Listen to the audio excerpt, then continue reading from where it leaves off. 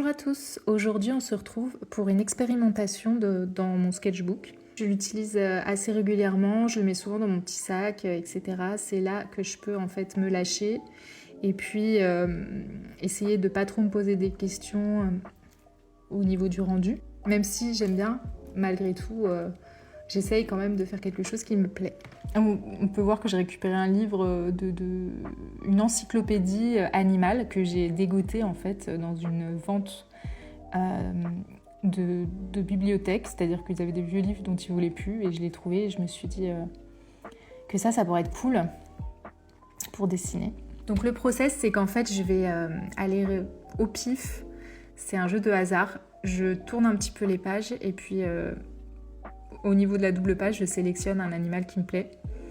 Et après, je vais le dessiner.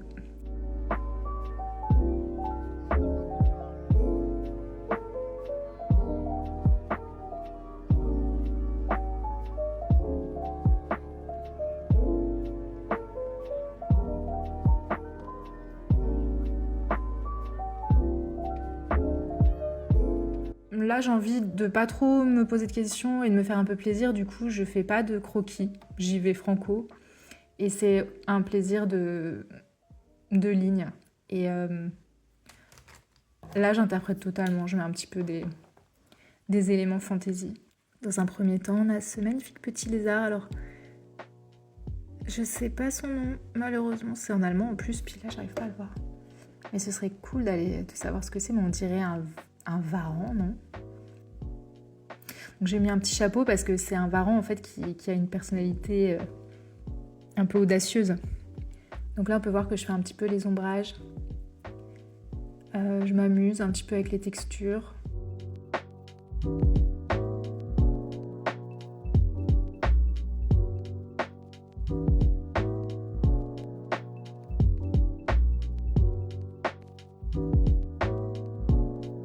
Donc les ombres, c'est quelque chose, c'est assez cool. Je fais des gros aplats noirs. Je me pose pas trop de questions. Ça donne un style graphique un peu fort. Et voilà, j'aime bien en tout cas. En voyant ma vidéo là, je me dis qu'il a un air... il a pas l'air hyper sympathique, hein, ce lézard. On dirait un genre de mafieux.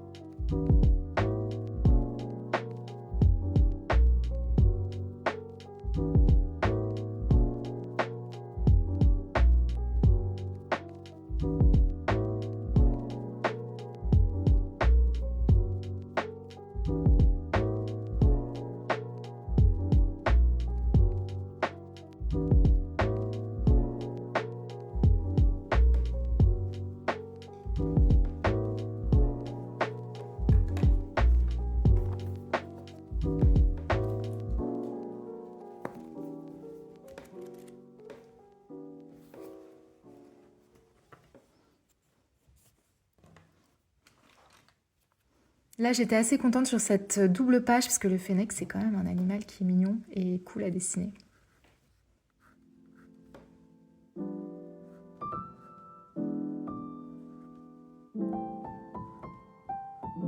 Bien sûr, j'hésite pas en fait à accentuer certaines de ses caractéristiques. Par exemple, ici, cette immense langue. Et puis, je vais l'humaniser en lui rajoutant un superbe sweatshirt.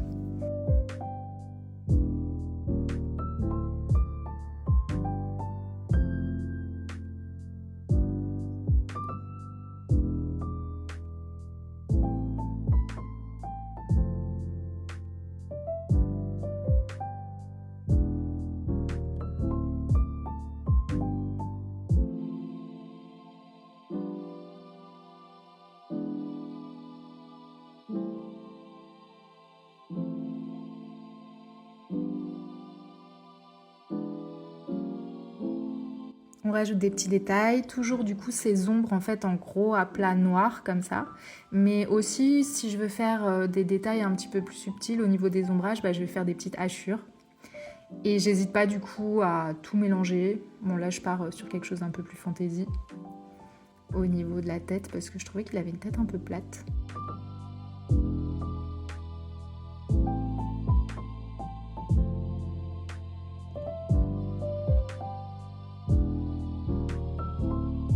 Donc voilà, on part sur un fennec mi-poireau, mi-jogger.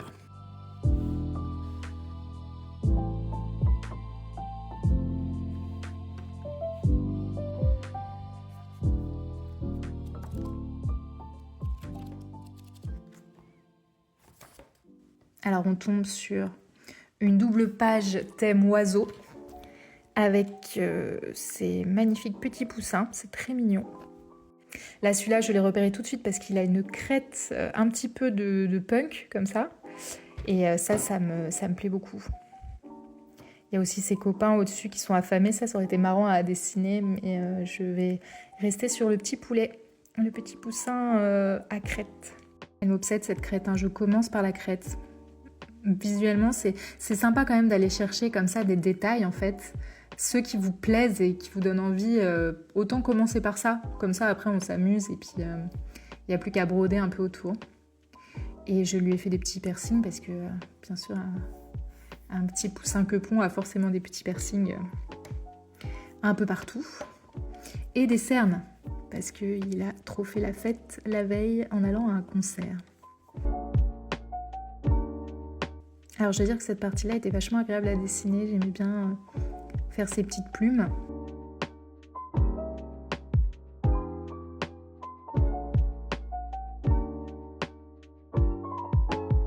Dès qu'on arrive un petit peu dans le rajout des détails, c'est là que l'oiseau prend forme et c'est appréciable. Notamment ces petits hachurages là où j'essaye de suivre un petit peu le motif de sa robe. Je sais pas si on peut dire robe pour un petit poussin, mais voilà.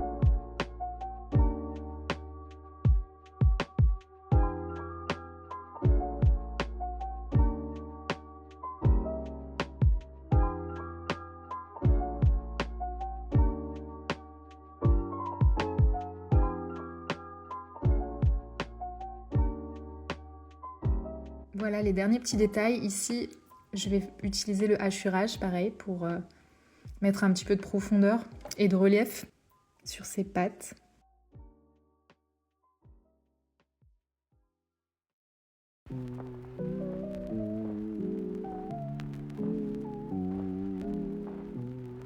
Et voilà, un petit poussin punk dans la boîte, terminé.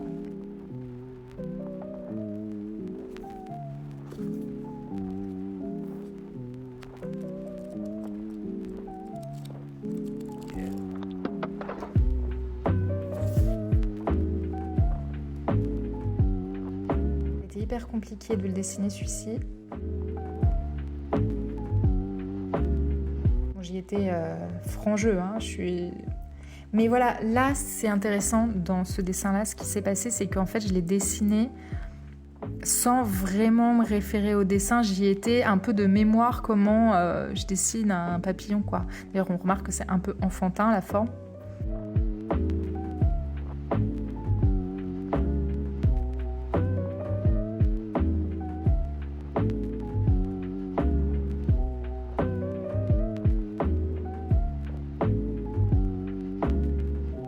Après, j'essaye de me rattraper là, donc j'utilise un stylo qui est super cool, qui est à l'encre de Chine et qui a un rendu très profond.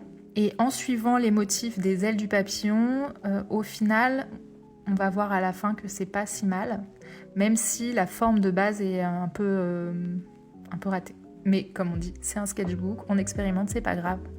Et sur celui-là en particulier, j'ai envie de dire trust de process, avec mon bel accent. Parce qu'en fait, je me suis dit fais confiance au pattern que tu es en train de dessiner et ce sera peut-être pas mal. Et au final, c'est pas si nul une fois que le pattern des motifs, enfin le pattern des ailes sont terminés. Et celui-ci n'a pas de caractéristiques fantaisistes. J'étais déjà assez concentrée dessus de base et en plus il m'a pas inspirée.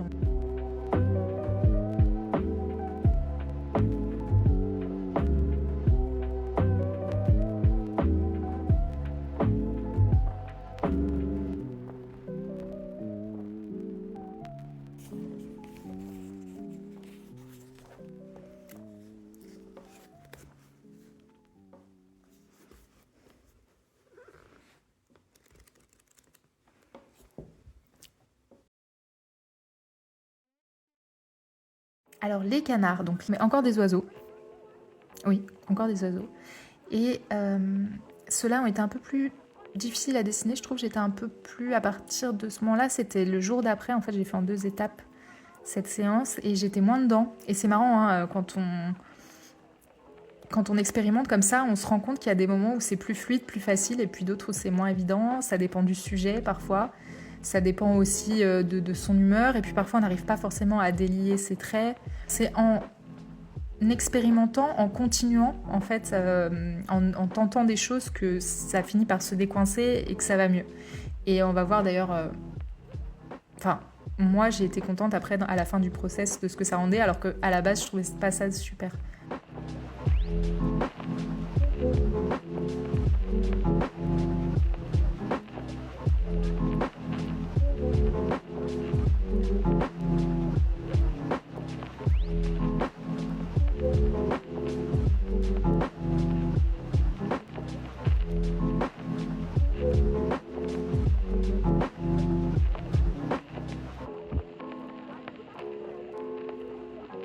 Alors le deuxième canard, je le préfère, je trouve marrant.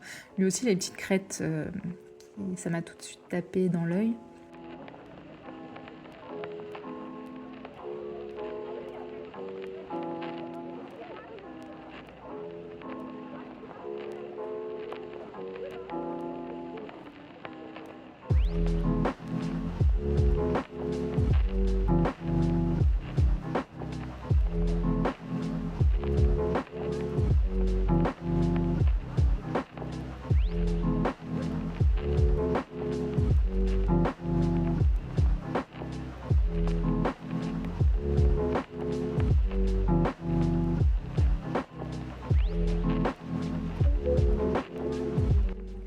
Permise de lui attribuer une crête améliorée également.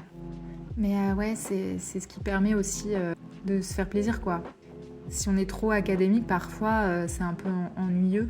Là, on voit au niveau des traits, je me lâche un peu et comme je disais, j'avais eu un peu du mal à m'y mettre. Et puis au final, dès que j'ai commencé un petit peu à me lâcher, la séance de dessin a été plus agréable par la suite.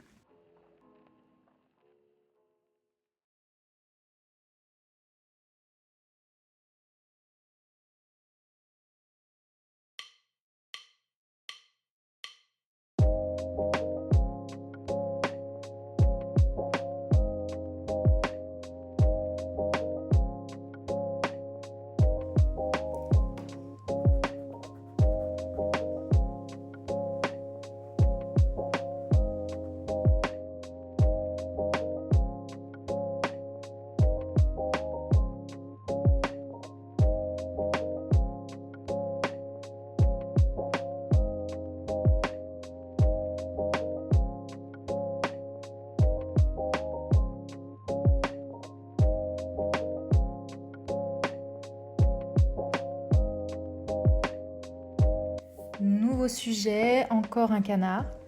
Celui-ci, assez particulier.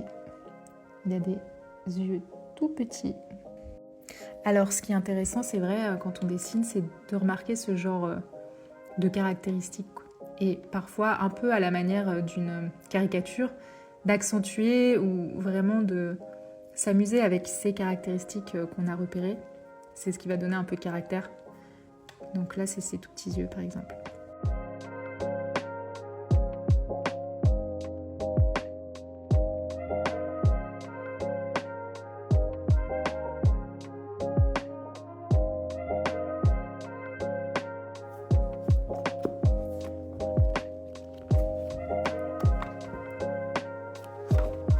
pareil, là, la caractéristique, hein, enfin, ce qu'on remarque quand même beaucoup, c'est les yeux et la proéminence du bec.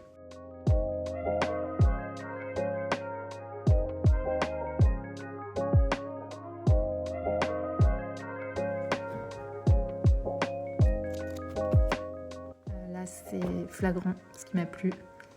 Les bébés hirondelles, on dirait qu'elles hurlent et j'ai voulu un peu retranscrire ça.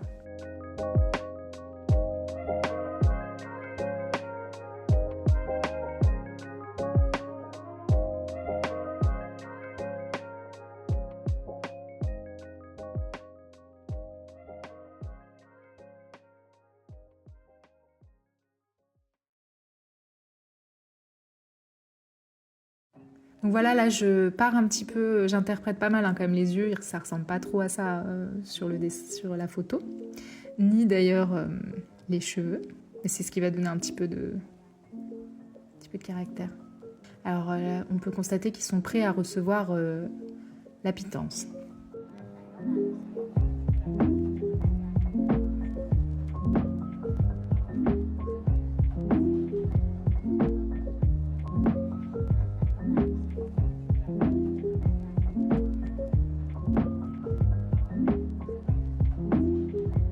Alors là, c'est ce qu'on va appeler la phase de remplissage.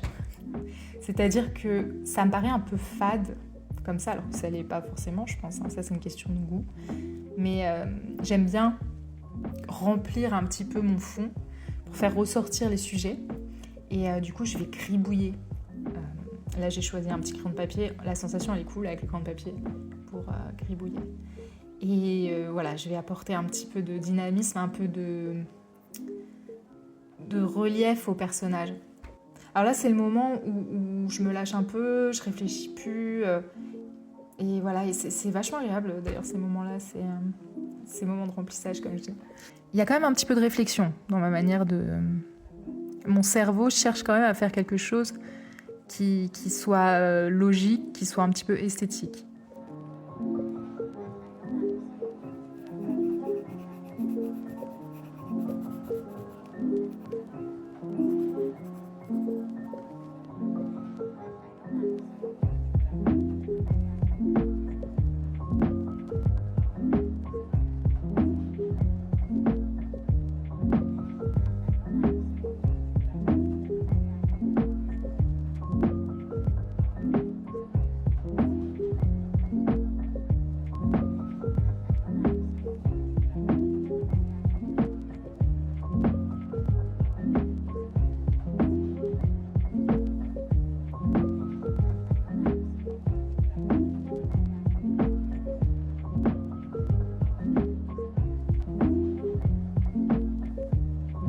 Et voilà pour le rendu final. J'espère que cette vidéo vous aura plu et je vous retrouve pour une nouvelle vidéo prochainement où je pense que je vais soit refaire une double page sketchbook d'animaux avec le hasard des pages, soit éventuellement vous parler d'un petit projet que je fais en ce moment. Je suis en train de faire une illustration de podcast, soit peut-être une aquarelle. On se retrouve vite en tout cas et à bientôt.